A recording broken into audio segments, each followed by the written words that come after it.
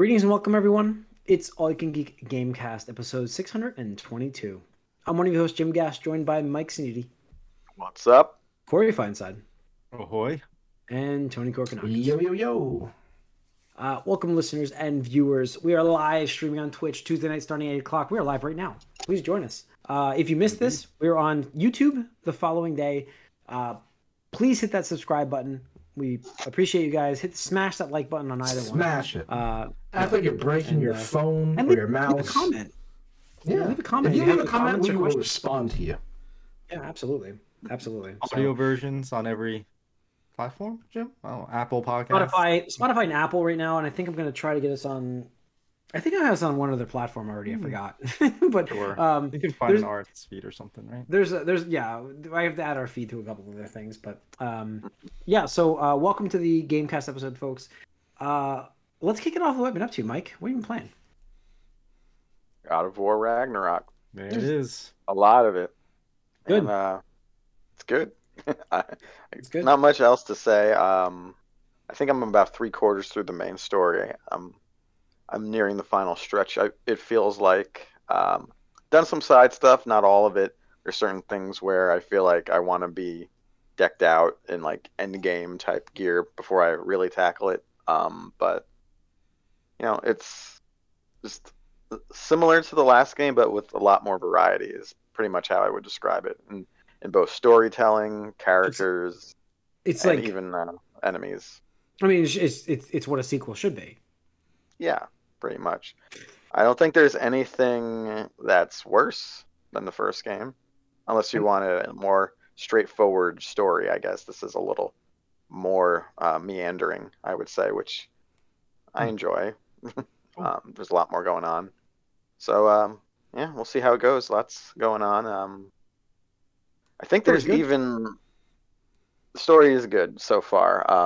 It's written pretty well. You can tell it because a lot of times when you go through a story, you're thinking, why doesn't he just say that, or why don't they think that, or just hurry up and get those people like together to say something. And they normally do that in this pretty quickly. Like most of those logical inconsistencies are addressed right away or quickly.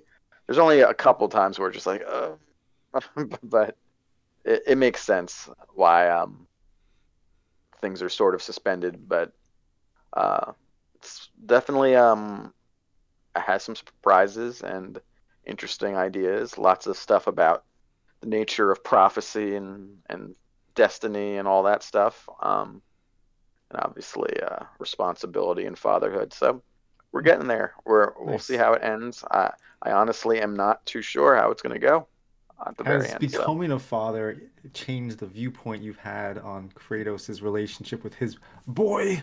Then let me follow that up. Have you been calling your own son boy? Well, so here's the thing. There's two things. It changed when I replayed the first game before this, because first of all, Atreus is littler in that game, and my son is almost 1, so the littler, the closer I can relate at this point. So in that game, yes, it changed it a little bit because I was more like, oh, why don't you just like be nice to him? You love him, don't you? Like, why don't you just hug him? In the first time I played through, I'm like, God, this kid is an annoying piece of shit. And yeah, he still can be annoying, but like, come on, Kratos. This one, and what I like about the writing is that all that has definitely happened, and you don't go backwards at all. As a result, he doesn't really call him boy anymore in this. He calls him his real name, Atreus, most of the time. There's one important moment where he calls him boy so far, and for good reason. So yeah, it's interesting to see the evolution. But Kratos even gets softer. If slight spoiler, I guess he continues to fully embrace the dadness of himself here, and is way more human than we've ever seen him before. And it makes sense again. Like that's how the progression should go based on what we saw in the first game. And yeah, I appreciate that. We're not contradicting ourselves here, so it's going pretty good. We'll see how it finishes up. Okay. All right. I will say that I've following that up. I haven't played much this week except for the another nominee for Game of the Year on the Game Awards. I played Stray. Oh, there you go. I didn't even know you got it. So I got it today. Actually, I played it for a little bit with my 10-year-old. And you finished it, huh? No, I did not finish it yet. But we played it for 2 hours. We're playing it. You're playing as a cat. I don't know. I honestly don't see Game of the Year here? Yeah. Listen, this is no knock on this game, and I'm not trying to no knock. You're just garbage. You're just trash. A cat. It's fun, and I think we said that last week when you were talking about it. Absolutely, and it was $20 today, $23.99 actually on Steam. On sale, okay. So I picked it up today immediately when I saw that, and we were sitting down and we were playing it. She's been stuck home sick, so we're like, I'm like, okay, let me get this on the Steam Deck. I actually, by the way, this is the problem I have with PC. My Xbox, yes, I have a problem, and I repeat this over and over again because I'm a tech and I can figure this out. My Xbox controller would not pair with my Steam Deck. It would just sit there flashing, and I'm like, why is this happening? And it was driving me nuts. And I'm like researching it. I found like, okay, what's that? Wired? Well, Bluetooth connectivity, I guess. I could have wired you it. Have the dongle? What's that? Do you have the Xbox dongle?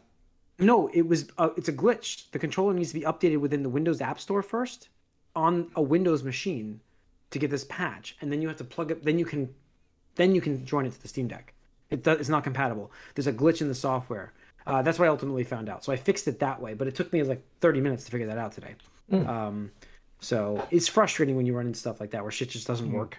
But that happens on consoles too sometimes. A controller doesn't pair with a console?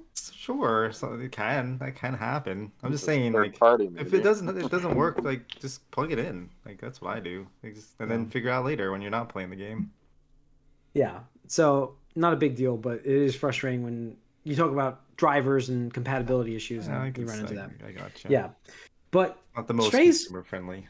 Strays, I don't understand the Game of the Year nomination. I just don't. I like it's not a bad game whatsoever. This is one of those things where the Game Awards they always pick one that's like a mass darling, where it's like, darling. Oh, it's fun. It's fun with playing as a cat. No, it's I'm so sure. great. I'm not knocking the game out. I didn't even play it, but like from what I've seen, like I can be like that's not really Game of the Year material in terms of like a wide mass.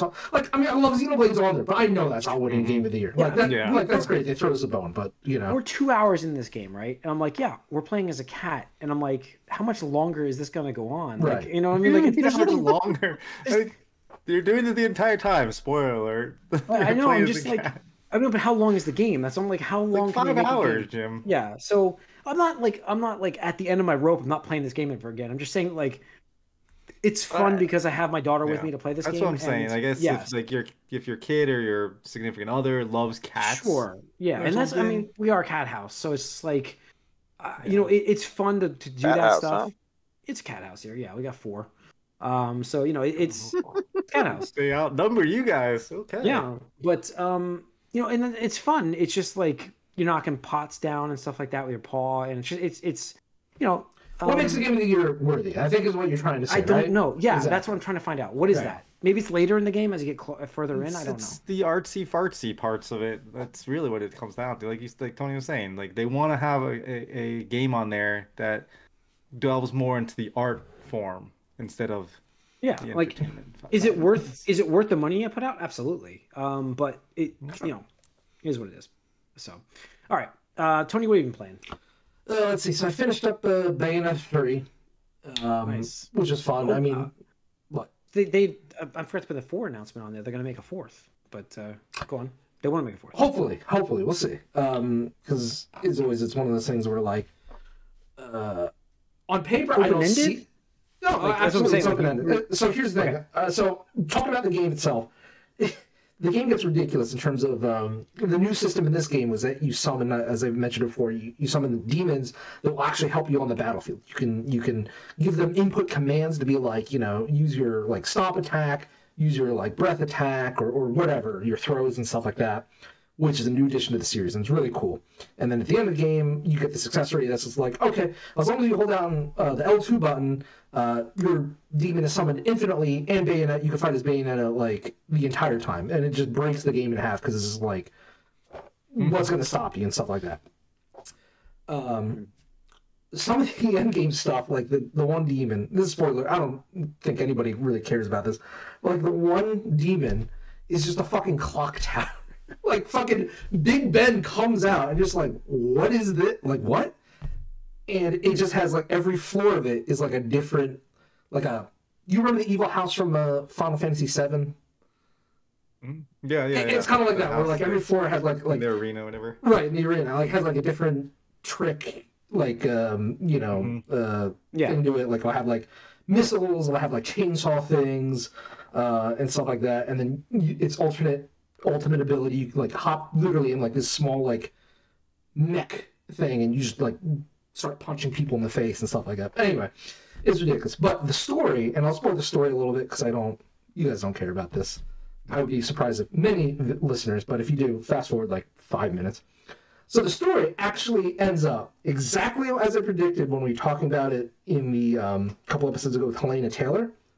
Literally, because this game is all about the multiverse, the very end, the Bayonetta 3 character that we know in this game that you play as the entire game is struggling against the ultimate bad guy, big bad boss, whatever, and stuff like that, and is about to die. Literally about to die when she gets saved by Bayonetta 1's Bayonetta and Bayonetta's 2 Bayonetta. Confirming that it's all like multiversal, kind of like, Far From Home and stuff like that. Or No Way Home. No Way Home, sorry. And so that comes out and like they do their thing and stuff like that. And that is exactly the role that Kamiya wanted to get Helena Taylor to do, at least those guest roles. Yeah. Like, be like, hey, it would be really cool if... Her Bayonettas. Her Bayonettas. Yeah. So like, it would be really cool if you could voice the original 1 and 2 Bayonettas, even if you don't want to do like sign up for the whole game and stuff like that. So just reconfirms Helena Taylor's a fucking piece of shit. So fuck her. There you go. But the story, I think I got that spoiled actually, because there was like a tweet or something that had like the voice actors, and then it had the 3 of them, and I think it was that like a scene of them saving her. I was like, what is this? Yeah, exactly. People were not very cautious of spoilers at all. And like one of the big controversies that like aspects of the community had was the way the game ended. And I won't spoil this part because it's more story oriented, but like people get in their heads this like fandom like shipping and like what they want out of the series. Like they look into something like, this is what this story, this is what these characters represent to me. And I respect that, because obviously everybody has their own personal takeaways from... That's where fanfic comes from. Right, exactly. But like, when something happens by the official creators, the official writers, the official authors, artists, etc., and you're like, well, I don't like that, so fuck you. And it's just like, they just start... Like, it's one thing to like be outspoken, but they're like petitioning, they're like just spoiling for other people. I'm like, why do you gotta do that? Like, why? Like, you're just acting like a big baby now because like you didn't get your way and stuff like that. It just pisses me off. I'm just like, and like I think it was the Polygon reviewer. It was one, and she just like flat out like spoils it. It makes like a third of the review this aspect of the story. I'm just like, what? Oh my gosh! Why did you care so much? Like, seriously? Like, it's like she identified with this character so much that it became an aspect of her persona. I'm like, it's a video game. Like, I get it. I love video games. So it's not this, like, as we just talked about, it's not the character from 2. Yes, exactly. And that's the thing. It's not the Bayonetta that you fell in love with. So, like, why are you so childish about this? But, yeah, anyway. That's it. That's all I want to say. So there's that. And then I started Pokemon Scarlet, which... Oh, yeah. If you see anything online, people have been posting the glitches, and yes, glitches are really funny, also really bad. It is the most unpolished Nintendo game I've played in. Is the one where the guy's like crotch was like extending out as a Pokemon? Yeah, okay, this is crazy. Well, so that one's a little doctored in the sense that one of the positives about this game is you can play it start to finish as like a multiplayer game. Somebody can hop in your game and literally go anywhere. Like, they're not restricted in anything. Like, you don't even have to be near each other. So somebody just gets into a battle. Yeah, it doesn't stop the action though, and that's what somebody did, was like, hey, I'm going to fight this worm-looking Pokemon, put your character over there to make it look like it's coming out of his pants and stuff like that. So yes, it's funny, but it's like, it's not really like a glitch per se. It's working it as was a hack almost. Yes, kind of thing. Yeah, exactly. Don't get me wrong. There are glitches. There are weird camera angles and stuff like that. It is the most unpolished Nintendo game I've ever played, which is in a lot of ways really sad. But the game is so fun. Like it really. It's just so much fun. I have heard that posted quite a bit. So like the problem I have with that is like, why is it so unpolished? What happened? I mean, this could be an entire pilot. They wanted to release it. Yeah. So at the end of the day, the Pokemon Company, which is I believe Creature, Nintendo, Game Freak, I think, formed the Pokemon Company, and the Pokemon Company has to do the entire schedule of everything Pokemon related for the next umpteenth years and stuff like that. And they're on such a strict timetable because they align everything with game schedules. So like they'll be like, we need to have a Pokemon animated movie, and it needs to star the next legendary Pokemon or something like that. And so if we work on it for 2 years, it'll release in 2.5. We have to have merchandise ready in 2.5 years to sell, obviously, stuff like that. We need to have a Pokemon trading card game set ready for around that launch, and the game needs a launch around that time too, and stuff like that. So it's like super duper ultra rare for a Pokemon game to ever get delayed, because that small delay pushes all these other things that much further down the line. And you're talking about millions and millions of dollars of just like, because the thing, like, imagine that. Imagine if like the game gets delayed, you know, in the last 6 to 8 months, which is not atypical of the game industry, right? Where it's like, oh, we thought this game was coming out, but we need an extra 6 months or something like that. Now you just have all these Pokemon merchandise just sitting in a warehouse and like, you know, just taking up room, and you're paying for that for, you know, an extra 6 months. And now, like, what are you going to do? Like, cancel the Pokemon anime? Because it was scheduled to coincide with the release of the new fucking game.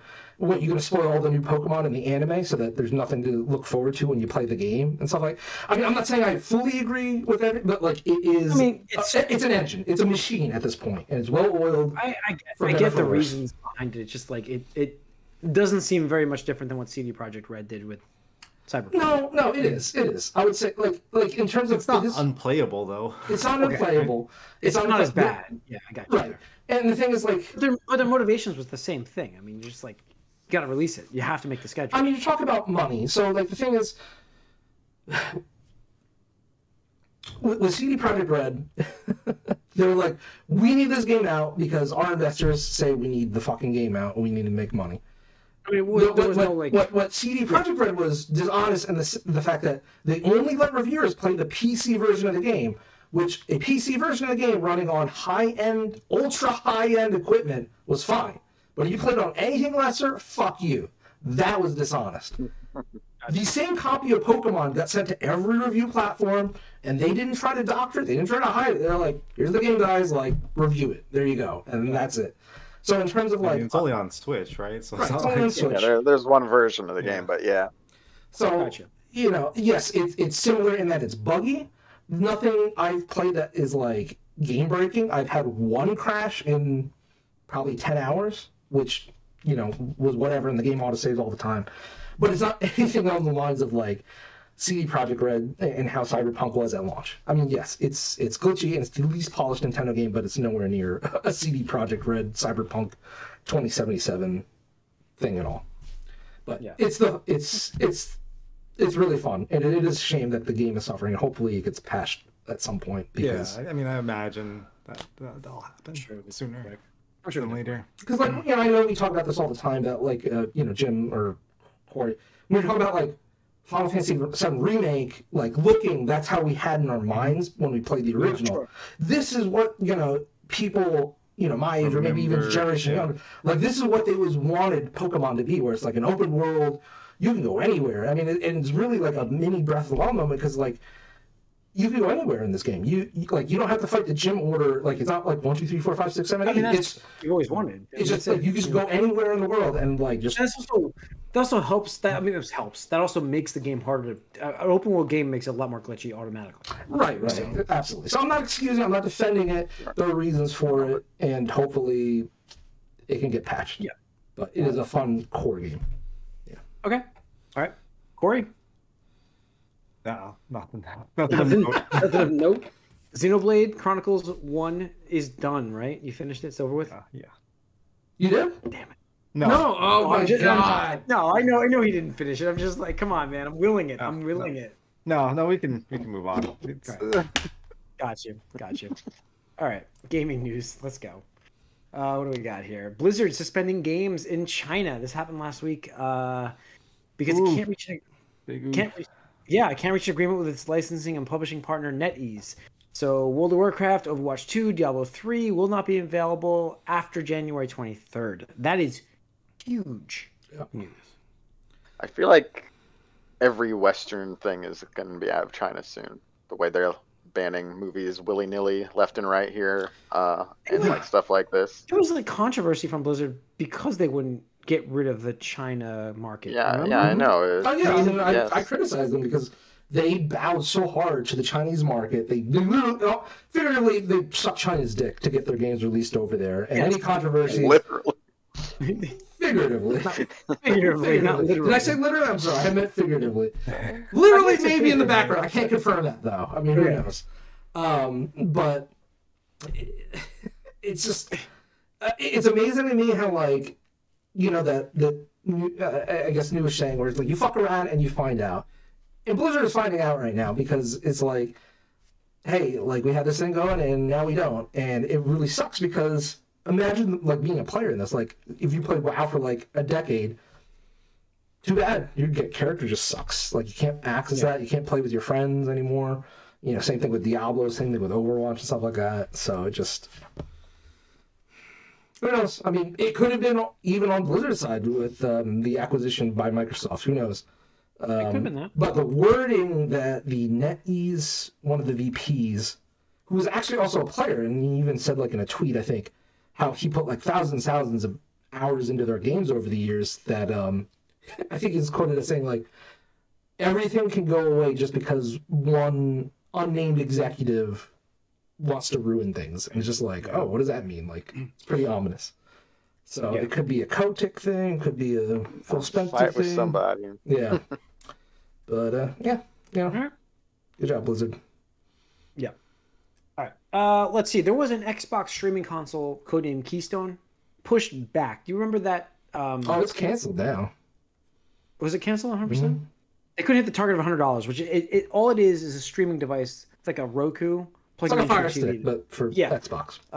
They couldn't hit $100. How is that? Well, with a controller? With a controller, that is tough.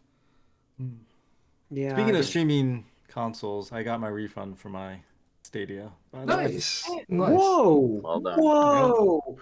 Why do we lead with this news? We didn't lead with this crazy. news. Yeah, it is pretty ridiculous. Everybody get your money back. Like, wow. Good on Google. Good on them. Yeah, I mean... That was back a beta, that don't be that was a evil. beta test. Yeah, that was a beta test failure. Yeah. Wow. Yeah. Anyways, where were we? So, I mean, I get them wanting to keep it under $100. A controller though, really cost them that much to make? I mean, dude, there's some controllers are like $60, $70. I understand what they're selling it for. I understand, but you can get a Roku or a Fire Stick for like $30. So plus $60, $70. Like, what? Everybody was talking at the same time. What happened? So then add plus $60 or $70 to that. What do you get? $100. Then make it better, because the Roku is a nothing. I would say you have to compare it to the 4K version of the. No, I just got you can get a 4K Fire Stick for $25 right now. Not the max. Is it on sale, or I'm talking about? It's on sale. But we have to look at the retail cost. We can't look at the on-sale cost. But I regularly buy it for that amount. I basically have swapped out all my units for that. So this could have sales too, though. What are you talking about? What are you comparing here? Because if you can put something on sale for $25, right? There's no way that it costs you $35 to create it. Jim, there's something at a loss. Amazon is actually laying off people. Right, it's technology, so I didn't report it. But Alexa is... the devices are losing them so much money, they have to lay people off. Yeah. So... Yeah. I saw Matt Piscatella posted that today, right? Yeah, absolutely. Yeah. But here's the thing. I guarantee you, Phil Spencer and all the other Microsoft nerds saw Google Stadia, are like, huh. Well, they ruined that market for us, first of all. They made it that much harder for us to penetrate that market. At least take a break from it, yeah. Yeah. So I'm sure at some point it will happen in the future, but no, nowhere soon. No time soon. All right. Yeah. All right. And let's see. This is interesting news. Apparently, Tokyo prosecutor's office, from the prosecutor's office, Yuji Naka, game creator, arrested for insider... Sonic co-creator. Sonic game creator, yeah. Sonic game creator. Arrested insider trading case involving a development of a new Dragon Quest game. Do we have any further details on this? I don't think so. There's a bunch of insider trading. I mean, there's going to be a little bit on this, but... I mean, I was a little shocked on this, actually. I saw this posted, and I was like, wow, this is... I wasn't going to believe it at first. I was like, wait, what? And I clicked on it, I was like... Bro. Insider trading is so weird. Like, I don't know how, like, most executives don't get arrested for it. Don't they all know everything at a time? And I don't know. It's weird to me. But if you're moving, like... If you're selling off stock and stuff to make a profit based on that, then that's insider trading. I think Japan has more strict laws around it, which is why he got caught. Well, they definitely do. Yeah, they definitely do. Because, I mean, like, here we have fucking politicians, you know, that regularly do it. Like, even like Nancy Pelosi, not to take away from her thing, but, like, she's always, like if you want to buy winning stocks, buy whatever she buys. Yep. It's public. It's pretty public consistent. Information. Yep. Yeah. So, no, I mean, it seems to be a little bit more strict in Japan, definitely.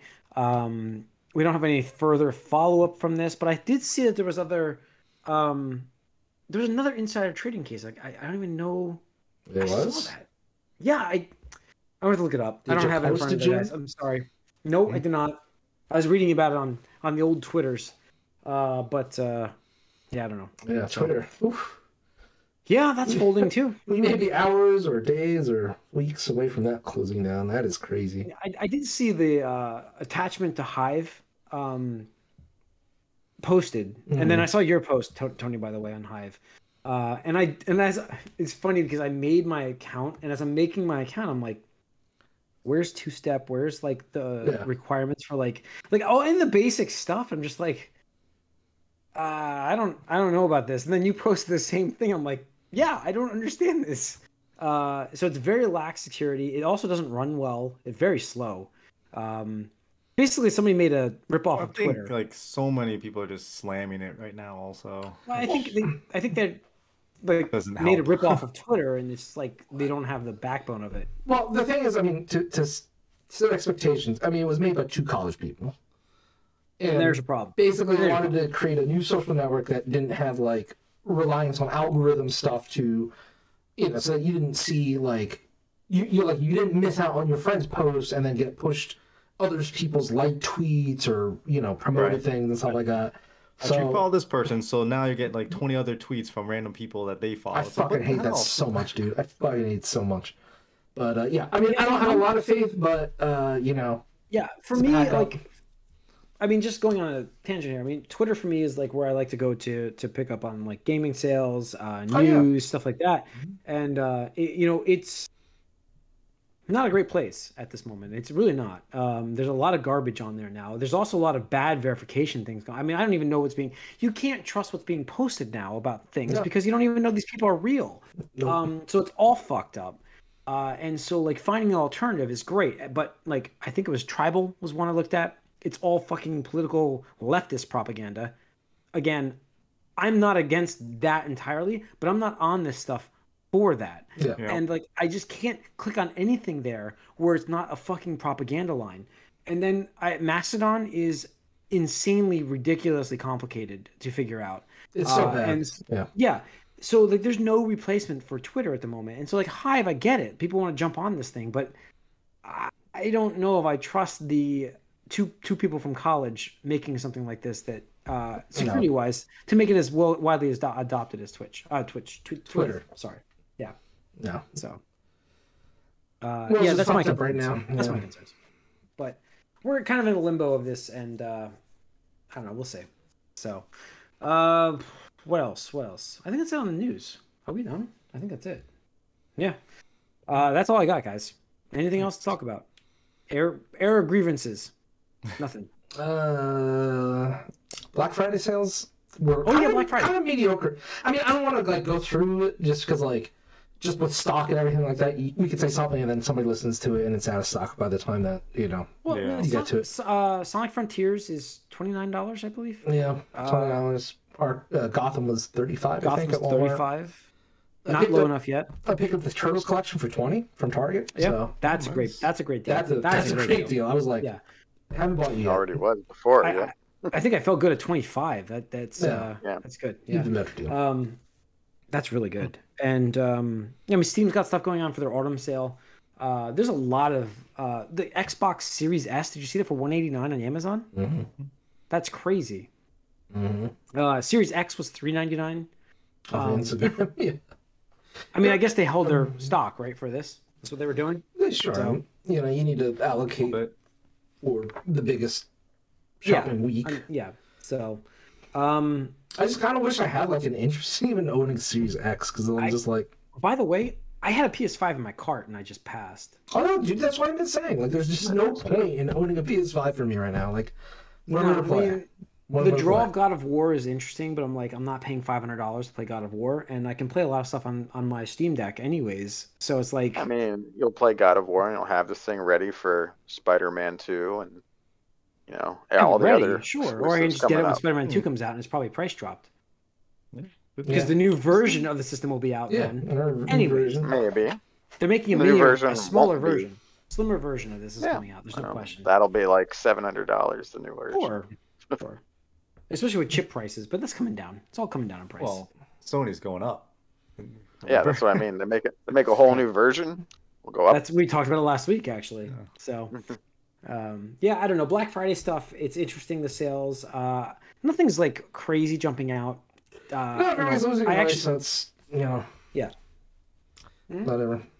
I almost even picked up Persona 5 Royal, just because I think it was like $25. I was like, But I was like, did they put that on Game Pass? Yes, it's on Game Pass. I actually, I bought Game Pass subscriptions last Black Friday. I have not seen a single one this I know. season. I cashed it in yesterday, thinking I'm going to get plenty of Black Friday sales, and I haven't seen anything for this. So I cashed. I still have one more after this. So I have a 3-month I just cashed in. I have another 3-month waiting. But I'm like, wow. Usually I'll stock up and get a year's worth. Is what I'll do. Yeah. But I think it's points to a definite price increase next year, dude. That's a bad sign. Yeah, I think almost every retail I had for like 24, 25 last year. Yeah. Oh yeah. I mean, I got it from Target, GameStop, and Best Buy, Walmart, I believe. Yeah, something like that. Yeah, it was Best Buy. Best Buy was. That's right. So, because Best Buy was the physical one I picked up. Yeah, and that's the thing is like, I only wanted the 3 months because I'm like, fucking year round, there's not enough content for me to. I want to play, so I'm just like, I actually bought 3 months. I actually bought 12 months, but I gave one to my nephew for like a 3-month. So I actually only had 9, and I just cashed in my second one like last week. So I'm like, I still have one left anyways. But I would like to pick up 2 more anyways, and I don't see any sales. So it's definitely looks like it could be an increase coming. I guarantee they're going to do it exactly like they did with the infamous Xbox Live price increase when it was gold, when they went from $50 to $60 on Call of Duty launch day. I guarantee you they're doing that with Starfield. I guarantee you. They're like, guys, it's on Starfield, but Game Pass is going up. Like, it's like, oh, fuck you. Yeah. Yep. Because that's one of the reasons I bought Game Pass back then. Was like, I wanted whatever they were having. And it's like, it just got delayed and delayed and delayed. It's like, okay, well, why did I buy? Why did I subscribe for a fucking year? I mean, everything is going up in price. I mean, Apple One subscription just went up $22.95. Oh, no, I understand. I'm just saying, like, it's even worse when you're talking about video games. Like, you just get delayed nilly-willy. Like, whenever I bought that Xbox, what was it, One X, whatever was supposed to come out on it, Halo Infinite maybe, I forget, but it got delayed. And I was like, cool. So, like, it never even came out when I had Game Pass. So why did I bother subscribing for a whole year and stuff like that? Yeah. That's why it's 3 months from another time. Yeah. So I'm hoping I see some more actually surprises on Black Friday for that, but we'll see. I'm really hoping a lot of retailers are just kind of like playing chicken with each other right now in terms of like, How much are you going to drop this by? I don't know. How much are you going to drop this by? Because I'll fucking Usually we have like each other and stuff like that. Usually we have like ads. I haven't gotten much at all for that. So there's like, it's just going to be on the day. You're going to see like, surprise, here's some sales. So they've done a good job at keeping that a secret. So, all right.